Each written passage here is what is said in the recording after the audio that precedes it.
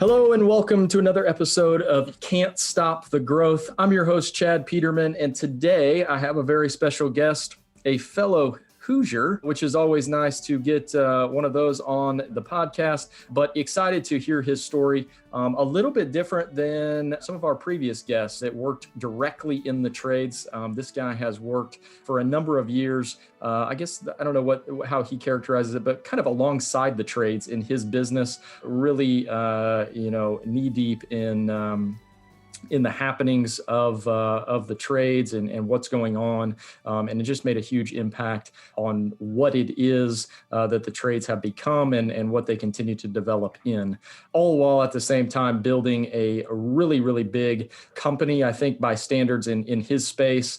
And a lot of that has to do with some of the leadership stuff that I've seen from him and know that he takes extremely personal when it comes to running his company. Without further ado, we'd like to welcome Chris Yano, the CEO of RYNO Strategic Solutions, to the podcast. Welcome, Chris. Chad, thanks for having me on, my man. Appreciate it. Yeah, absolutely. So as many of you may know that listen, Chris runs a podcast that I was on probably a few months ago-ish, To The Point, which he just does a fantastic job. I can't wait. We're recording this on a Monday. I'm excited to wake up tomorrow morning and see what episode is on. So you took my place in one of them. Yeah, I know. That was just a couple of weeks ago. So that was a lot of fun. So Chris, why don't you give the audience a little bit of your background as it relates to the trades and kind of how you came up and what you're doing now? Yeah, absolutely. Again, thanks for having me on here, man. I appreciate it. So I do kind of look at it as I've been in the trades as well. This will be 15 years of working specifically with home services companies, more specifically HVAC, plumbing and electrical have kind of gotten heavier into, but mostly a lot of HVAC because I didn't, I'm a digital marketing company. I didn't mean to get into home services. It just kind of like it happened. And ironically, I started right there in Indianapolis, Indiana, and a competitor of yours is one that got me into the space. And it was, Carrier Corporation's headquarters is right there in Indianapolis, Indiana. And there was an opportunity to work with them as a preferred digital marketing vendor. And I, of course, at this point in time, I think I had like 3 employees, including my wife and myself. And they're like, can you take on all these, dealers? And I was like, of course I can take on all these dealers. And it just started to evolve from there. But I realized just how hard it is and how competitive the industry is, the home services industry. And I knew that from a bandwidth perspective, I couldn't take the time to focus on any other industry because it demanded so much attention that I would just be the best digital marketing company for HVAC. That was my whole mindset in the beginning. And if I did it every day, and studied the numbers every day, I should be the best if all I have to do is now just chase the technology.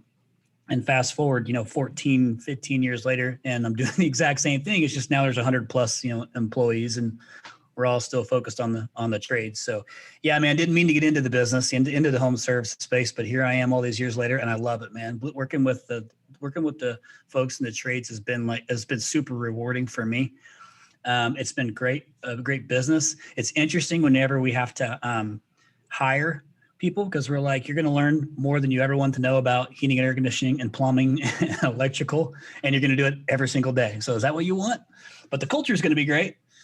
So yep, here we are. Fast forward 14 years later, we've developed into a pretty decent sized company, which I'm super proud of. Like, Chad, I was just gone in Peru for 2 weeks with my family. And the business runs itself. Like it was pretty cool. I almost felt like I just needed to be doing something, but I didn't need to. And that's having good leadership, which is going to be a great topic today. That's what helped this business run. So here I sit today, man, and I feel like I'm still just getting started. Yeah. Absolutely. I think there's a lot to unpack there. One of the things I want to kind of touch on, and I don't know that we've talked a lot, but I don't know that we've ever talked about this. So one of the things from a leadership perspective, I think that is often talked about is kind of that shiny object syndrome of, wanting to chase this idea and that idea. And for a guy like yourself to not only get in the digital marketing space, but then just extreme specialization in the trades. How do you think that that has helped with your success? And I guess maybe from your perspective, where do you see maybe leaders go astray as it relates to that kind of shiny object syndrome? Yeah, man, that does happen to me. And it's because I'm also ADHD. So it happens to me that's like legit. And not that I take anything for it, but I am that guy that's like, ooh, maybe we should try this. I've had to learn to really dial that in, to dial it back. But I think where in the beginning, people were kind of making fun of me for only focusing on HVAC, and really it was even specific to Carrier and Bryant at that point, to those two specific brands, and saying, why would you pigeonhole yourself into a business model where you're only focused on one industry? That's ridiculous. And I looked at it as like, I'm just getting started in the state of Indiana and going into Kentucky, and it's just a couple of me. Like my vision then is obviously clearly different than it is today. I looked at it as like, yeah, but if I do the same thing every single day, I will be the best. I'll be the go-to digital marketing company for HVAC because I'm focused on it every single day. And that's how we've maintained a good reputation all these years, is I haven't dipped outside of it. I can't say that. I have dabbled a little bit outside of HVAC, plumbing, and electrical, but the processes are the exact same. So thankfully, by focusing on this niche, we've been able to create some ironclad processes that make us run efficiently, but also continue to get smarter. So I stay the course, man. I'm allowed 2 shiny objects a year. And I definitely push that envelope because I believe that that's what's expected of me as a leader in the digital space on behalf of the trades. I believe that's what's expected of me. And so I have to find what technology is out there. Like when voice search came out, I was all over voice search, trying to make sure my contractors came up if you did a voice search, because, if you type in, HVAC or air conditioning contractors near me versus saying it to your phone, it delivers 2 different results. I needed to figure that out on behalf of my customers because client fulfillment is ultimately number 1 for me. But so I think that everybody needs me chasing the shiny objects. It's just, I got to keep it to a minimum because, there's a good chance I see another one, I'm going to go after it. And the problem is that, and you'll kind of learn some of this on my story, is once I commit to something, I hyper focus on it. And that's part of it, where the ADHD is helpful, is that you laser focus on one thing. I can't spread myself too thin on multiple things. But if I go all in, I'll go down the rabbit hole until I figure it out. Yeah. And I think that I asked that question simply because I kind of learned that trial by fire this year as we got more heavily involved in acquisitions, and one where I was in, it wasn't necessarily a shiny object, but it was something new for the team. And I was going at it guns a-blazing. Well, then you kind of forget about your team on the back end of, hey, they actually have to make this thing come true.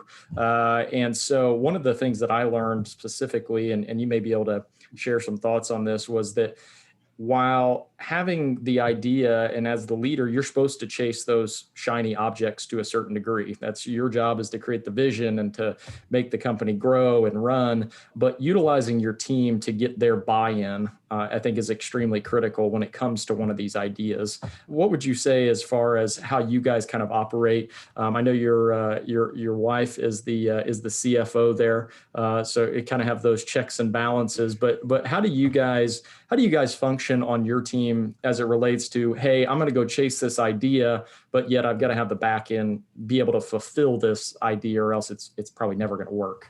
Yeah, it's a great question because it's changed over the years. And part of it is when I chase a shiny object, because I have I learned so much about it. We don't sell, like hard sell at the company. Like I'm not reaching out and calling people to try and get them to use RYNO, but we sell by education. And part of my job is when I find those new things, I need to chase them down and educate myself. What I was really poor at in the beginning was I would go out, do it, sell it, because we have contractors that we use, like, you, Chad, that are customers of ours that are kind of entered into our pilot program, and they'll try the new things that we're kind of testing to see if we want to go to market with it. But what I wasn't doing in the beginning was thinking about fulfillment. And this is where my wife and I are exact opposite. Is she is very like she's really a CFO and a COO. She's an incredible leader, but she is very much by the book, by the processes. And so she would say, hey, that's great, Chris, but you didn't think about this process and who's going to manage that. And then what about the billing piece of it? And then we got to create that piece into our CRM. Like, you're not thinking about the things on the back end that, yeah, great job, you sold it, but now what? And so, whereas today, when we onboard new products, part of the conversation is I say, hey, you know what? I've chased this thing down enough and I believe in it, and we're going to start testing it. But before I roll it out, what does this look like on the operations side of things? And so now we have a process in place for me to bring those new things. And it kind of goes through a checklist, if you will, on if it's something we're going to pursue or not. So yeah, it's changed. Like, you have got to think about what does it look like for your team to fulfill on that? And does it still make sense? Yeah, for sure. Yeah, my lovely team, they built me a checklist and said, hey, dummy, we need all the answers to all these questions or else you can't go through with this. I said, all right, point taken. So they created, they said, we're going to create you a deal team. And that team is going to ask all the questions that you're not willing to ask because you're too busy kind of selling the deal and making sure that whoever's doing it is comfortable and stuff like that. We're going to ask all those questions that we need to know the answers to. One of the things that you said there, you talked a little bit about your wife, and I work with my brother and working with, obviously someone that you're married to or someone that I've known since, he was born, presents its own set of challenges. What would be some advice you may give to listeners, either working with a partner or a family member or a spouse? What would you kind of say has been kind of maybe your guys's, kind of secret, or, hey, we figured this out and this is really what we operate by in order to make things work? Yeah, man, that's a good question because that's a super frequently asked question I get, especially from, on the To The Point Home Services podcast. We talked about this specifically. We have married couples in here, and we have a lot of friends that are in this business. I was told early on, somebody give me some advice on don't hire your friends or don't hire family. And I have both of those in the company, and they are very successful. But this is the key ingredient to making it successful. And that is business is business. And as long as whomever you're hiring understands very black and white on what's your role, you don't get any, preferential treatment. You're treated, just like everybody else. But the rules are black and white. This is your job. These are the things that you have. These are your benefits. These are your, I don't want to say use the word rules because it's not really rules, but like these are the tasks you have to get done. And you've got KPIs. You either hit them or you don't. And so, it's just very black and white. And with Anna and myself, we have to leave business at the office. And it's very hard sometimes because, like, the perfect example is this morning, we sit outside in the morning. It's kind of our time to just like be together. Because I have a normal routine in the morning. I think you and I kind of talked about that a little bit, Chad, but it's hard for me not to talk about business because I love it. It's like, to me, it's not work. It's like it's what I love to do. And she's like, don't talk to me about business until we get to the office. But it's important to kind of set those ground rules on keeping business and personal very separate, because as soon as that line gets crossed, you've set a precedence and it changes the way your relationship goes. So I've had to fire, an employee who's a good friend of mine, and that sucks. But it was very specific on these are the KPIs. You're no different than anybody else who has to manage these same KPIs. And like, as long as you do that and it's very clear cut, it works really well. There's actually, think about this. If you bring on my mother retired from this company, which was pretty cool. She worked for us for 9 years. And even my own mom, I didn't give any slack to, because I couldn't I couldn't let others know that it would be okay to let my own mother slip, but it not be for them. That would have been poor leadership on my part. So everybody follows, the rules that we have in place, but you know what? We also take really good care of everyone, and we have this really good policy on, like, if something's up, come and talk to us.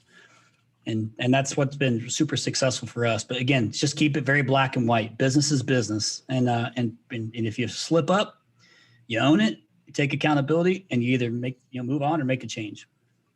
Yeah, I think you bring up a great point there, and something that we have have been working on in our business is the importance of a KPI.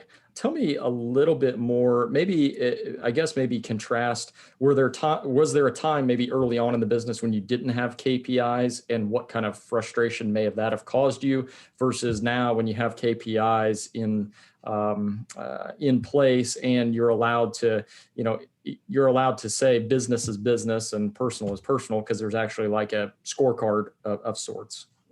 Yeah. It's actually, I think it's weird to think that we used to not have KPIs, honestly, because you have to have it really to grow to grow with metrics is important, because then you can kind of self-evaluate, where am I really at based on what my job is and what I'm producing. And then your pay is is impacted by those things as well. Because my job or even our leadership team, is to create more leaders within the company. Well, how do we do that? We have to see how they're doing measurably. But in the beginning, we didn't, man. Like, our KPI was, hey, I need to keep selling stuff because we need to keep growing this business. And the only metrics that we looked at was our retention rate, which is still one of our biggest metrics that we look at, because that tells the whole story on how we're doing in client fulfillment. And not just retention rate of our customers, but also retention rate of our staff. Those are the two most important things to me. And I look at them as equal. My staff is equally as important as my customers. But you got to have measurables in place, I think, to help them do their job better. So like a good example would be some things are easier, like a web designer. I think we have somewhere around, I don't know, I saw 2 new employees on our team meeting today. I haven't met yet, that were hired while I was gone. But I think we're somewhere in like the 110 or 12 range of employees. But if a web designer comes in, it's pretty straightforward. If they got to design a site, they've got X amount of time to do it. So we have a project manager in place that oversees all deliverables and timelines are easier KPIs to put in place. But then you have to learn on, well, what is a reasonable timeline? Like, are we giving them a reasonable metric to measure themselves to? And those are things that we've learned over the years on, like, how much time should something take? How much time should it take to build out a pay-per-click campaign for AC repair in Bloomington? It should take 3 hours. Okay, perfect. So it's a 3-hour time frame, and they use time tracking on their computers, so we can track pretty much everything. So there's a lot of for us, it's a little bit easier because there's a lot of metrics that you can put in place.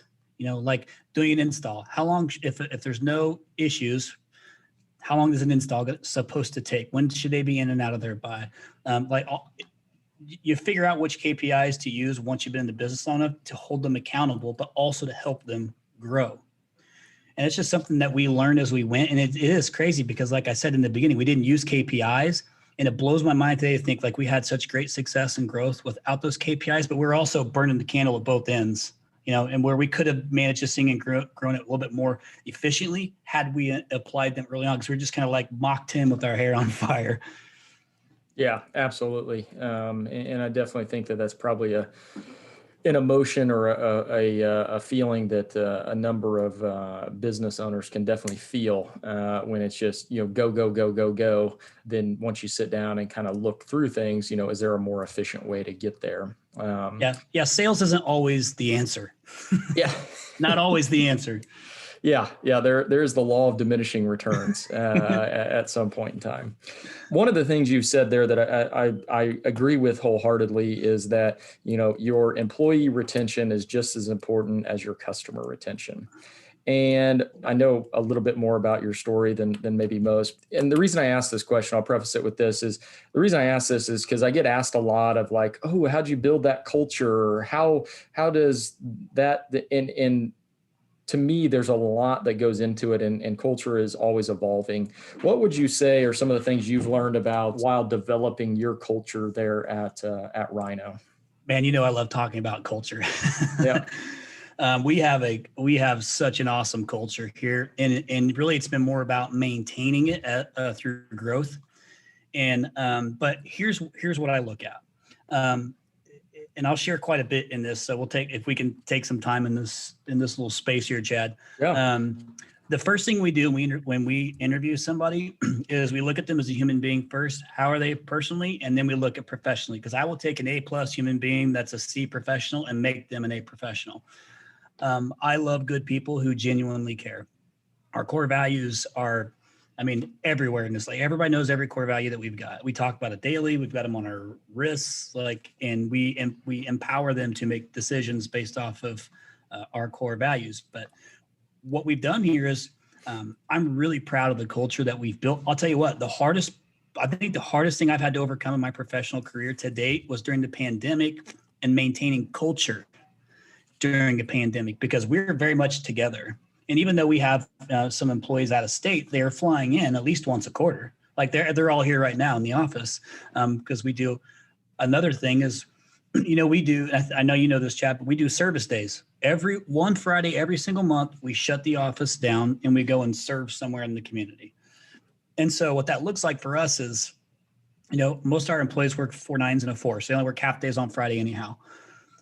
So we'll go out into the community, and whether it be like Feed My Starving Children or like a Habitat for Humanity, or we'll go do a home build or something like that. But we go and serve others together.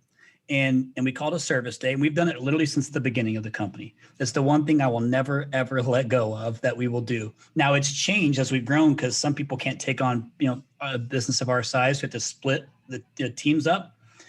But it creates unity in your team. And when you go together and work with them, and you're not doing anything for yourself, you're not doing anything for the business, but you're doing something together to give back, is a pretty powerful tool to use. So that's one thing that we've done that's been really helpful.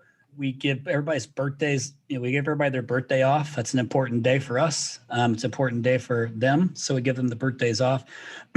We also are all about experiences. So I learned this thing a few years ago called a misogi. And a misogi is essentially, what's the one thing you did that year that's completely unforgettable that maybe you wouldn't have done, but we kind of pushed him into doing it. Like, what is it going to be? So a perfect example is one of our employees went and took bull riding lessons, and then he went and did a rodeo, and we paid for it. And we gave him that experience that he'll have for the rest of his life. And so another person went and did skydiving, and we paid for it. Somebody went to, went on a week-long backpacking trip in the mountains up in the Pacific Northwest. All we asked them to do is document the process and then share it with everyone. But little things like that, and then we make sure, like, benefits are key. Like, everybody has benefits, so it's got to be more than just pay and benefits to make somebody stay. Like, obviously they want to get paid well, but do they genuinely feel like they have a voice, and that they can come in and talk to us? Like me, the CEO, I still don't look at myself like the CEO of a business. I don't treat anybody like I'm the CEO of a business. I treat them like they're family to me. And so, but we have this open door policy that we legit, like, when we do it, somebody comes in, we talk to them often. But we have this great culture of genuinely caring about one another, and everybody knows it. So they know they can come to us with anything. And I think another big piece of this is giving them the okay to fail, like, and letting them know. And we talk about our own failures. I absolutely share when I make a decision and it's the wrong decision, and I share it publicly so they can see it, that I let myself be vulnerable. And it's a place where they know that, they're in a safe place to go and work, even if they fail, as long as, they've made the decision using the core values, and they fail. But those are things that we've been proud of. We give them an education budget to go, like, because we need them to be better, and we'll pay for their education, to go and learn, get better at your job. And that way they don't have the excuse, if I can't afford it, we'll just pay for it for you and take care of those things. But it's just like really taking care of them, because you do a lot of life together when you're when you're in business together, and we're as growing of a company as we're in, we do a lot of life together. And people don't, live, to work. They work to live. So, but you're going to be working a lot. So let's make sure everybody feels like they're really taken care of. So culture here has been off the charts. But if you look on like our YouTube videos, we have fun. Did you see our Christmas party last year, Chad? Yeah. Yeah, we have a good time. We celebrate our wins together. We've had a couple of, we lost an employee. She had passed away from a brain tumor. And we've had another employee who's went through cancer treatment. We took care of him the whole time. So we're also showing, like, not just saying it, we're showing everybody, like, you genuinely care about you. Like, we want to take care of everybody. And that comes across, because you can only fake it for so long if you don't genuinely care about everyone. It's got to be real. Yeah, I think the one thing that I would point out in your kind of depiction of what makes up your culture is, like, yeah, you guys take your birthdays off and you do some fun stuff. And that's not to diminish what you do, but, I didn't hear you say, nap pods and all of this other wacky stuff that I feel like sometimes gets associated with culture and what it's about. And well, they can go here and play ping pong and, this, that, and the other. And those things are pieces. But I think the one thing that you said that is the main thing is we just care about our people. And to me, that is the most genuine thing you can do. And that comes through a number of different ways. But too many people, I feel like they want their culture to be, well, we'll just put this up in the break room and everything should be good. People can see right through that. And it doesn't bode well for the longevity of the company. Yeah. One of the things I wanted to touch on, because I think you got into it early in what you were saying there, but you were talking about, I'll take an A+ human being over an A+ professional all the time. Tell me a little bit about how you guys select people, because I think this is the key piece that people miss and often get frustrated down the road as, 6 months in of why does this person just not get what we're trying to do? And it's like, well, what did the interview process look like? Well, it's 30 minutes. I thought he was good. He had a great resume, and we can't figure out why it didn't work. So tell me a little bit about kind of your selection process and how you guys go about that. Yeah, it's if the interview process is 30 minutes, that's because I knew that person wasn't a fit. It's got to be longer. It's a little bit more in depth, and we do things a little bit unique here. And I'm great. I don't do any interviews at all unless it's for a leadership, one of our upper leadership roles.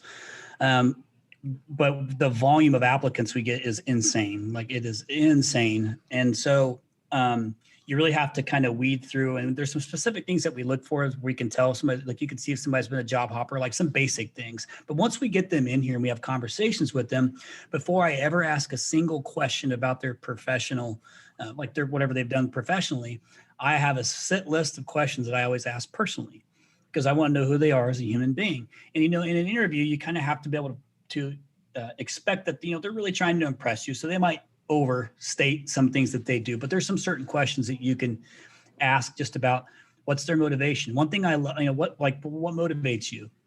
Or I always share with them the good and the bad of the business for that particular role. So that way there's no surprises 3 months in, like, oh, I didn't realize I was going to have to do this, or, hey, this process is, we struggled with some processes with this new, we always share with them. So it's like transparency is another one of our core values, and we share it. We're very transparent. And we also tell them, for a 14-year-old company, we function very much like a startup still. It's just a lot more processes in place and measurables in place. But I love to be able to figure out, do they have, family? Are they married? Like, what is it, they're working to do what? Like, what's the end goal? If somebody wants to go and launch their own business in 5 years, and they can, and they tell me that, most don't. If they want to do a side hustle thing, I'm okay with it, as long as it doesn't interfere with business. It's more of what is it that gets you up, what motivates you? What do you want to do? Like, and then I would say, if I called your last boss, what would your last boss say about you?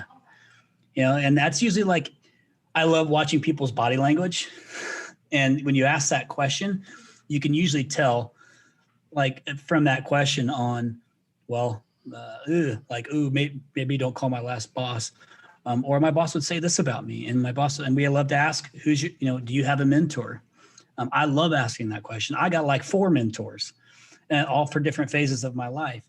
But we very much ask questions without asking any professional questions, because typically we've already figured out, based on their resume, based on what they put in there, do they fit professionally? So we're already assuming that if they're in the building and we're interviewing them.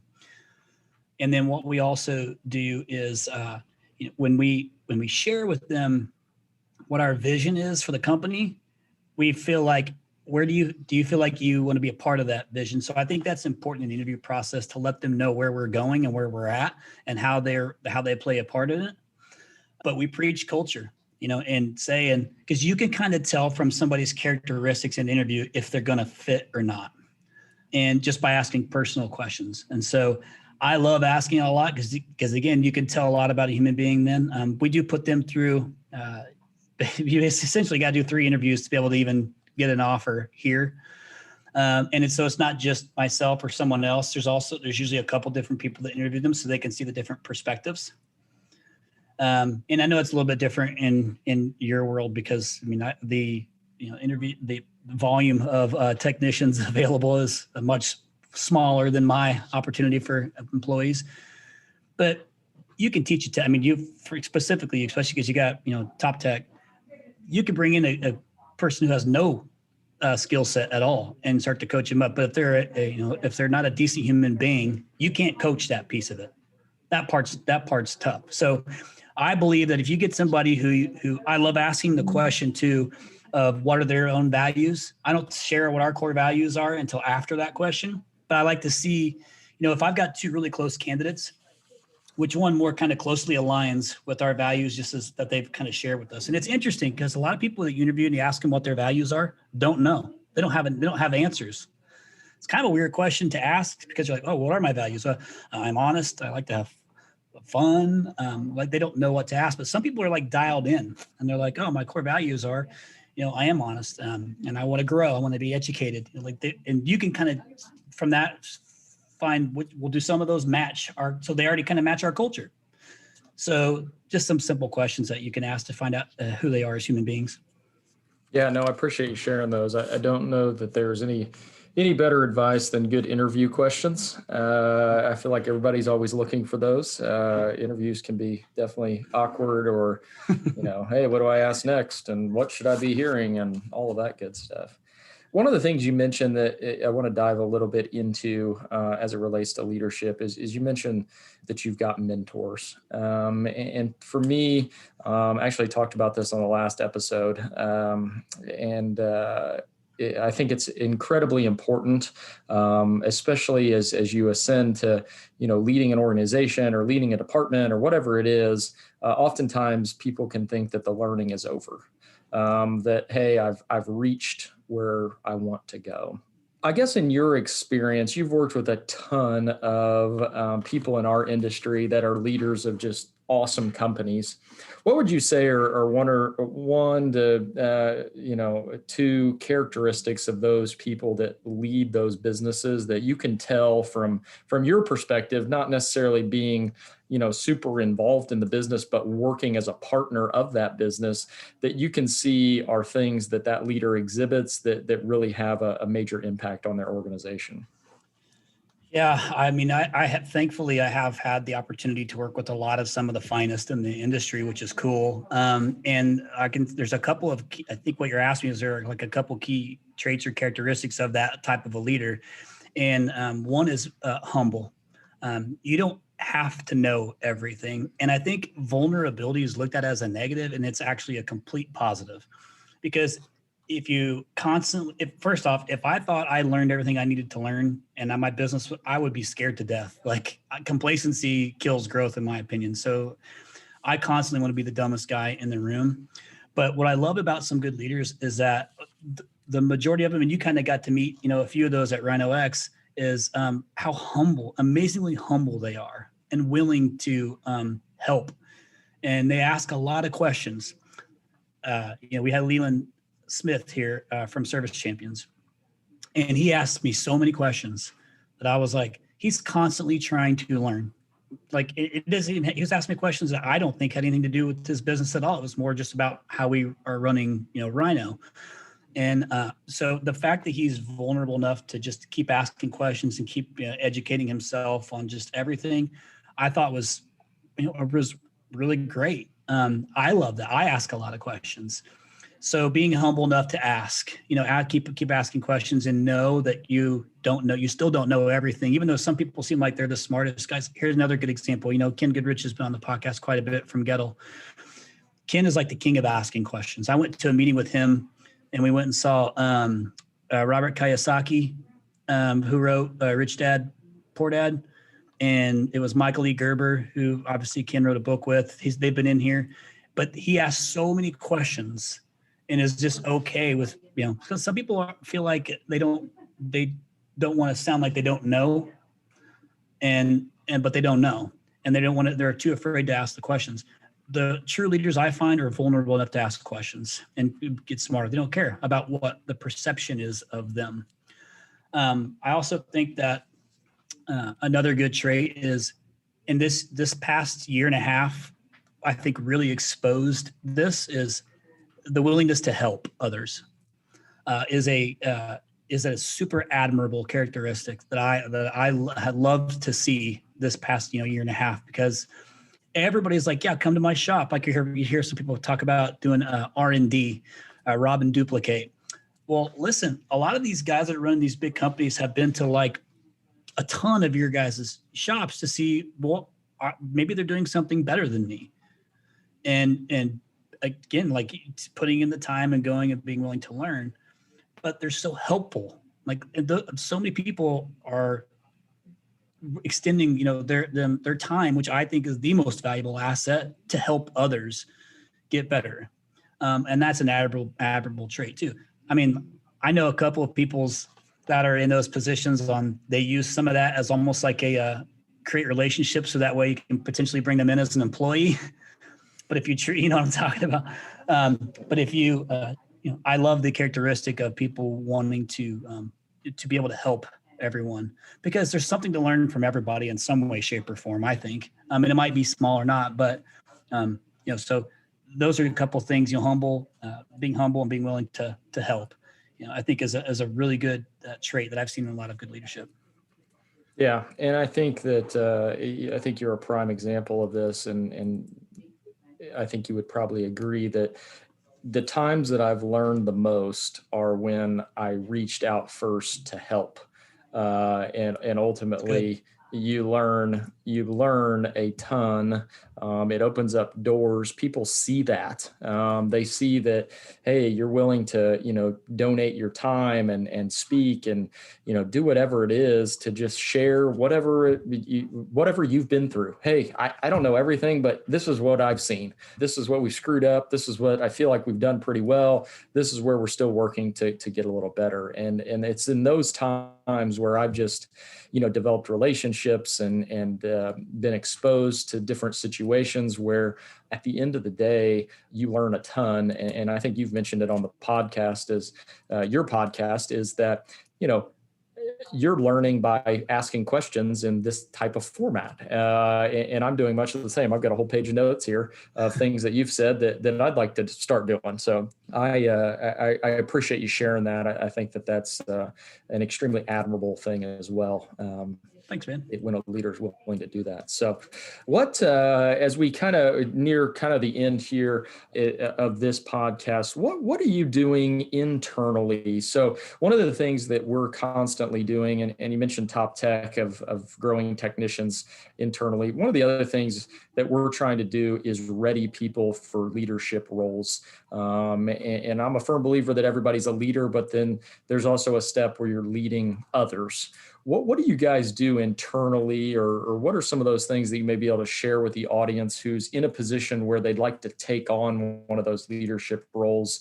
What are some of those things that you guys do internally to develop leaders, or things that you've seen from people who have developed in your organization that have set them up for success? Yeah. So I don't know if you guys have ever done this, Chad, but have you ever heard of that book, Traction, the EOS operating system? Have you ever heard of that?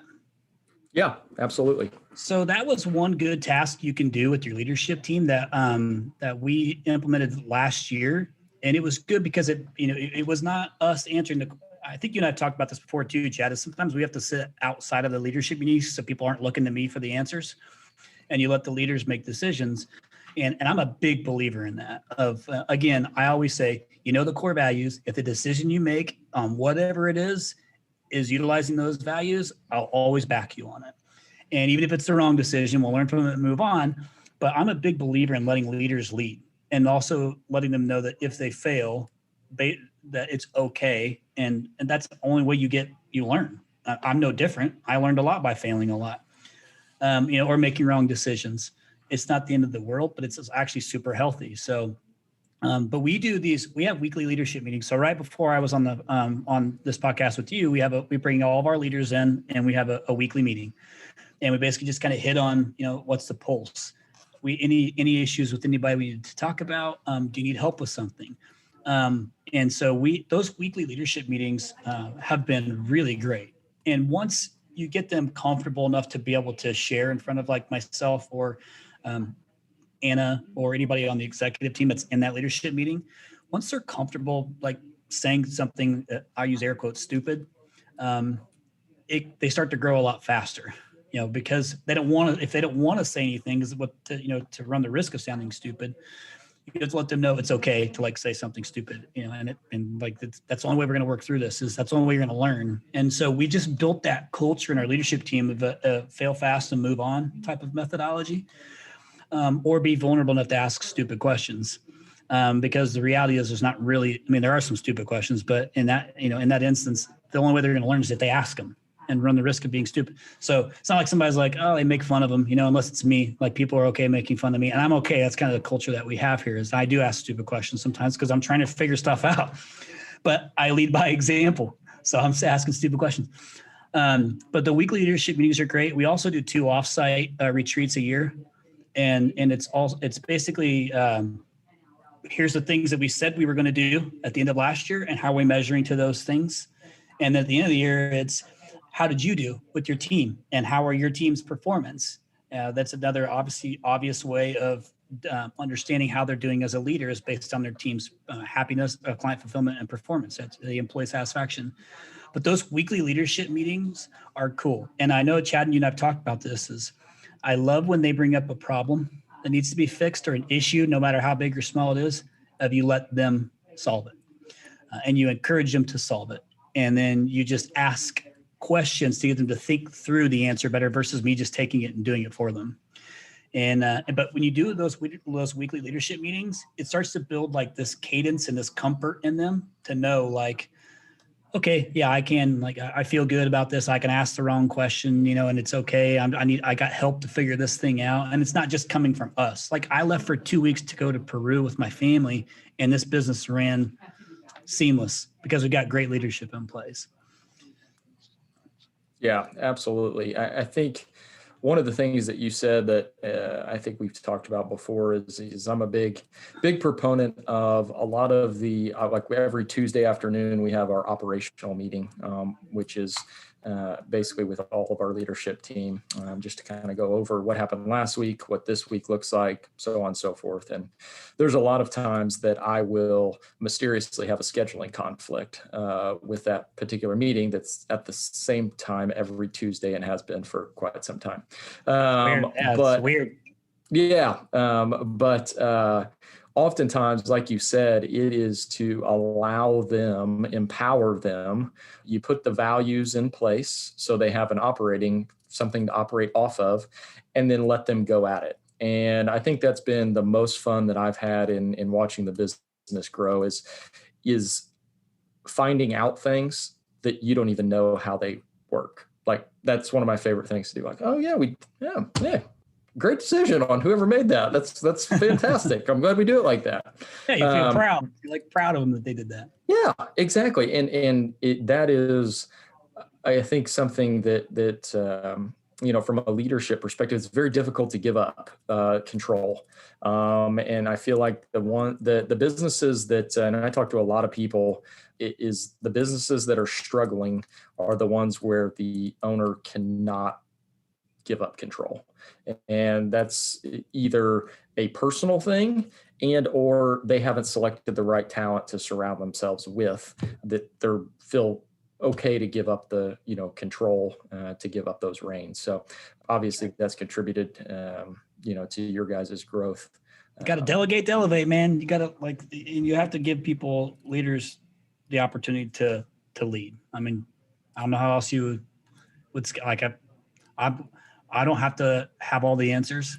I got a lot of smart people, in the room, and they've got good answers too. So I think it's just being okay with, like you said, sometimes you just got to get out of their way. Yep. Yeah. And it's, if you really take a step back, a lot of times I feel like if you take a step back and realize who's in a better position to make this actual decision. Well, they're on the front lines. They're experiencing it every single day. And I'm just over here throwing my 2 cents in, basically. Yeah, we had this. So I know you know this, but I have a partnership with a guy named Gary Vaynerchuk, and we were in New York. Our executive team was in New York meeting with him, and we asked this question on, hey, because there's a lot of times we go into executive meeting and it can kind of be like a head, like it's a battle, because we all have our agendas, and it's a battle to work through. It's a healthy battle, but it's a who's the right person to make those decisions. So one thing Gary said is you need a 1A and a 1B, and it's situational. Who's in the better position to make this decision? That's your 1A. So in this instance, if it was something that was, on the, billables, or if it was somebody on like, who's the right person to make that, who's the 1A, and I have to learn that because there's times when I'm trying to make a decision, but I'm not the most skilled one to make that decision. So I have to concede. I have to concede to the 1A of that particular situation. I think that's super healthy, is to put it doesn't have to be us, like the owners. It needs to be who's the right person, the right leader, who's more in the day-to-day that can make that. It doesn't mean I can't like disagree with it or challenge it. It's just that you want to make sure that you give the power to those, or empower those, in that position to make, give them the chance to make the response. And more often than not, I think you'll see that works really well. Yeah, absolutely. Well, man, I cannot thank you enough for taking a little bit of time out of your schedule. I'm sure it's been you said it wasn't super hectic because you built a company that can run, but Mondays are always hectic coming back from a vacation a little bit. So I appreciate you taking some time with me. If there's one thing that you'd like to leave the audience with as it relates to leadership, and maybe something that you've learned that's really impacted how you lead, what would that one thing be as we kind of close out here? I said it a couple times in this podcast, and it's the thing that means the most to me, and that is empathy. Being empathetic, I think, is an absolute strength, and that's a byproduct of genuinely caring. And I say genuinely care, like if you genuinely care about your employees, if you genuinely care about your customers, if they genuinely care about each other, genuinely care about solving the problem. You can't go wrong. It's got to be the right answer, but it has to be real. You can't fake the genuinely caring part. So I have, on my wall, I can't remember if you saw it in here, Chad, says, don't be an a-hole, be authentic. And it's just authenticity is a key trait in a human being, that genuinely care, be real. And I promise you, if you genuinely care, it comes across that way. If you make a mistake, it came from the right place. Like, it wasn't like you meant to do something one way or the other, like you knew where it comes from, but you can't fake it. You can't fake genuinely caring. You can tell when somebody's starting to fake it. So that's the key thing I have, is let yourself be vulnerable enough and genuinely care. Absolutely. I think that is a great way to kind of cap off our discussion today. And, I think we're both in alignment that, caring about people. I gave a leadership talk on this past Friday, and it was all about, the number one thing, the number one duty you have as a leader and or manager is to show the people that you're leading that you care. Yep. And a lot can be accomplished when we show them that we care, whether that is, a pat on the back, helping them out with a problem, understanding, being empathetic to maybe a personal situation that's affecting their performance at work, whatever it may be. Leadership is very simple. When it gets complicated, you know that you're doing it the wrong way. That's good. It's all about caring and showing those that you lead that it's okay to be vulnerable and empower them to make decisions. So again, Chris, really appreciate your perspective and you taking a little bit of time out of your busy schedule to share some of your thoughts on leadership with the listeners. Excited to get this episode out there. I know you've got a lot of a big following with your podcast and a lot of people in the trades and in around the trades. And hopefully with this episode, we brought a little bit more awareness to the care it takes to be a great leader. So absolutely. Again, can't thank you enough. Keep growing out there, keep learning, keep working to better yourself and better those around you. Until next time, that is, you can't stop the growth.